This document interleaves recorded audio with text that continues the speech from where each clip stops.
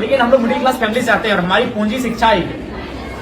हमारे mummy papa के पास उतने पैसे नहीं है कि अगर हम शिक्षा में अच्छा नहीं करेंगे तो हम कोई बढ़िया व्यापार को आगे बढ़ा सकते हैं, हम बड़े शहरों में जाके अपने आप को स्थापित कर सकते हैं। हमारी पूंजी ही हमारा एजुकेशन है। हम जितना बेहतर से यहाँ से निखर के जाएंगे उतना हम अपने आप को स्टेब्लिश करेंगे।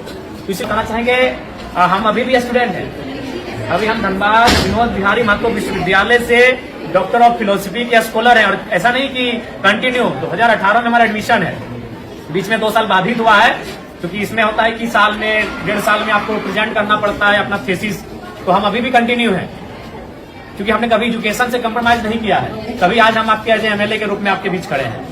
हम उतना समय नहीं कि हम आपको अपनी घटना सुनाए, लेकिन संक्षिप्त में इतना बताना चाहेंगे कि हमने उस माँ ने हमें पढ़ाया है जिसने 28 साल की उम्र में अपने पति को खोया था। मात्र 28 ईयर हमारी माँ की आयु थी।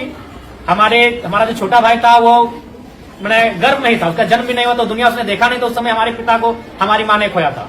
उसी साल हमारे दादाजी का भी देहांत हुआ था, और ठीक उससे 2 साल पहले हमारी एक बहन और एक भाई, और उससे ठीक 1 साल पहले 1.5 साल पहले हमारे एक बहन का भी डेथ हुआ था। तो उस परिस्थिति में एक स्त्री ने हमारा परवरिश किया, और आज आपके एमएलए के रूप में हम हैं। हमने कभी एजुकेशन से कंप्रोमाइज नहीं किया है। आज भी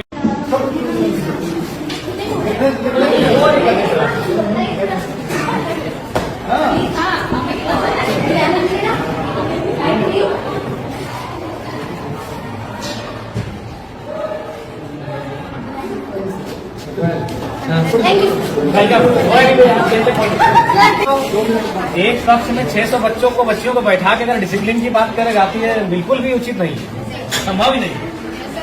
हार्डली इस कमरे के अकॉर्डिंग 190 से 120 बच्चे बैठ सकते हैं। 90 से 120 660 मतलब नामांकन है, 240 प्रेजेंट है। तो संभव ही नहीं कि कोई क्लास ले पाएंगे। ठीक है, आप निश्चित रहिए, हम लोग इस विषय में बहुत जल्द आगे बढ़ते हैं, और आपकी जो असुविधा है उसके लिए खेद है, लेकिन हम लोग उस दिशा में आगे बढ़ेंगे, काम कर रहे हैं।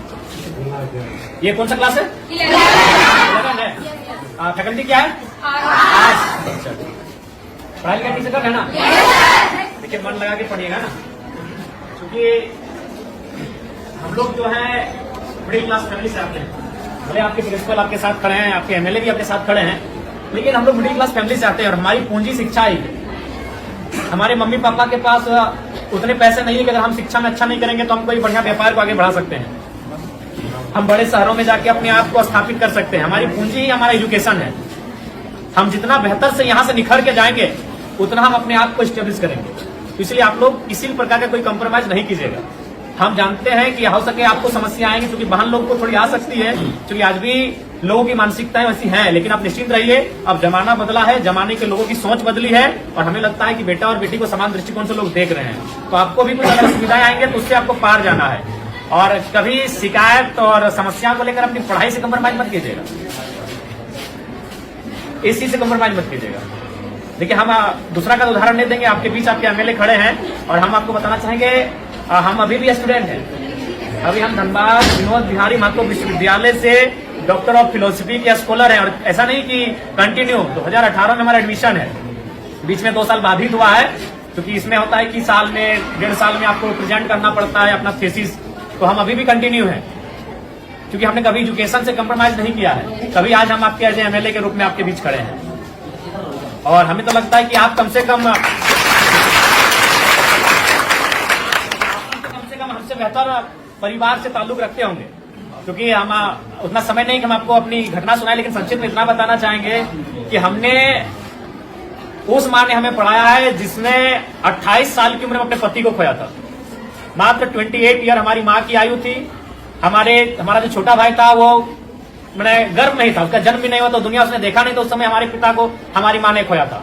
उसी साल हमारे दादाजी का भी देहांत हुआ था, और ठीक उससे 2 साल पहले हमारी एक बहन और एक भाई, और उससे ठीक 1 साल पहले 1.5 साल पहले हमारे एक बहन का भी डेथ हुआ था। तो उस परिस्थिति में एक स्त्री ने हमारा परवरिश किया, और आज आपके एमएलए के रूप में हम हैं। हमने कभी एजुकेशन से कंप्रोमाइज नहीं किया है। आज भी हम स्टूडेंट हैं, आज भी हम स्कॉलर हैं। इसलिए आपको आपके एमएलए ये संदेश देना चाहेंगे कि किसी भी परिस्थिति में आप अपनी पढ़ाई से समझौता नहीं कीजिएगा। यही आपकी पूंजी है, क्योंकि आपके माता पिता अगर सक्षम है तो अच्छी बात है, हम भी शुभकामना देते हैं कि आप बहुत सक्षम हो। लेकिन ये अधिकांश ये सत्य है कि हम लोग मिडिल क्लास फैमिली से आते हैं और हमारी पूंजी पैसा नहीं है, हमारी पूंजी एजुकेशन है। आप जितना यहाँ से निखर के जाएंगे उतना बेहतर आपका भविष्य होगा, इसलिए कंप्रोमाइज बिल्कुल मत कीजिएगा। अगर आप पढ़ के जाएंगे तो कोई ना कोई रास्ता मिल जाएगा, अगर आप जमाने के अनुसार अपने आप को बनाएंगे तो कोई ना कोई रास्ता मिल जाएगा। अगर दुनिया में इतने लोग हैं तो उतना रास्ता भी है, लेकिन आप अपने आप को सुयोग्य रखोगे तब ना। इसलिए आपको हमारी शुभकामनाएं हैं, आप लोग बेहतर करें। और जो भी आपकी समस्या है उनको जानने के लिए आपके बीच आए हैं। आपके तमाम शिक्षक, प्रिंसिपल महोदय सब हमारे साथ हम लोग विजिट कर रहे हैं, और जो भी समस्याएं छन कर आएगी उनको लेकर हम लोग काम करेंगे। ठीक है, तो हम ठीक है, आप पढ़ा से सबसे पहले हमारी बात को आप लोग सुनिए। 10 महीना, देखिए 10 में अगर आप है तो अभी ये महीना है दिसंबर का, आपके पास काफी कम समय है। इसलिए आपसे हम यही संदेश मेरा रहेगा कि आपको अभी यहाँ से पूरा अलर्ट रहना है। इसलिए बाबू साहब की देखिए, अभी जनवरी आएगा, आप कुछ दिन पिकनिक में चला जाएगा, फिर मकर संक्रांति आएगा, फिर सरस्वती पूजा आएगा, तो हमारे पास अगर देखा जाए तो काफी कम समय है, और आप अभी उस मुकाम में हैं जहां अपने आप को बढ़ाएंगे।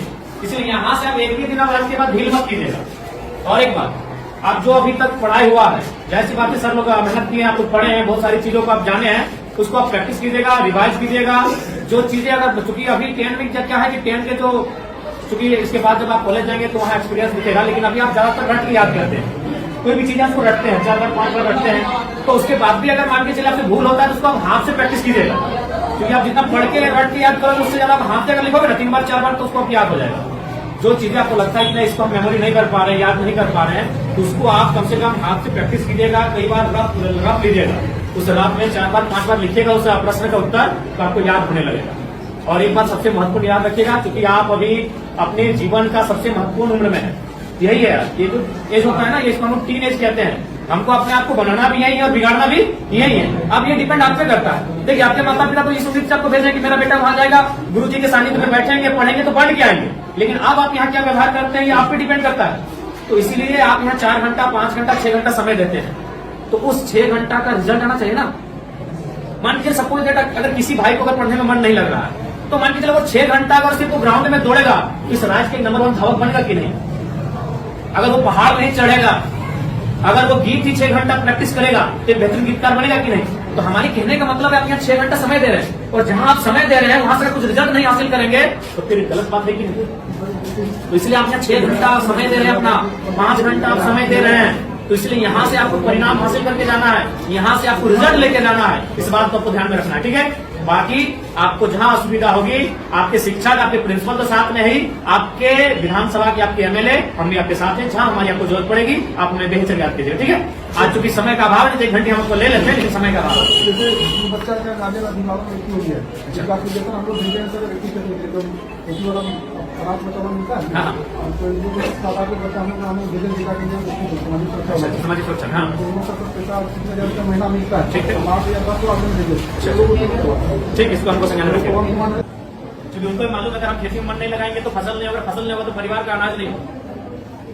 किसी को मन नहीं लगता, जब धान काटने के लिए जाते हैं पूछेगा मन लगता है? मन लगता है सिनेमा देखने में, मन लगता है मेला घूमने में, मन लगता है शॉपिंग करने में। काम में मन नहीं लगता है, वहां लगाना पड़ता है, क्योंकि वही काम आपका पहचान है, वही काम आपका कर्म है, तो मन वहां लगाना पड़ता है। अभी आपका कर्म है, आपका शिक्षा अर्जन करना, ये आपका कर्म है, इसलिए आपको मन लगाना है। और लगता है तो अच्छी बात है, अगर लगता है तो अच्छी बात है, और नहीं लगता है तो लगाना पड़ेगा। और बाकी आपकी समस्याओं से हम लोग अवगत हो रहे हैं, काफी समस्याएं हैं आपके विद्यालय में, और आपकी समस्याओं का निराकरण के लिए हम लोग हमेशा प्रयासरत रहेंगे। और आप लोग बढ़िया से मन लगा के पढ़िए, हमारी शुभकामनाएं हैं। अगर कुछ समस्याएं होंगी आप सीधा हमसे संपर्क कीजिएगा, और बेहतर अपनी बात को रखिएगा, डर भय मत कीजिएगा कि हम आपके एमएलए हैं, हम आपके एक सहयोगी के रूप में आपको दिशा पथ प्रदर्शक के रूप में आए हैं, आप बेहतर हमें याद कीजिएगा, ठीक है? और एकदम मन ध्यान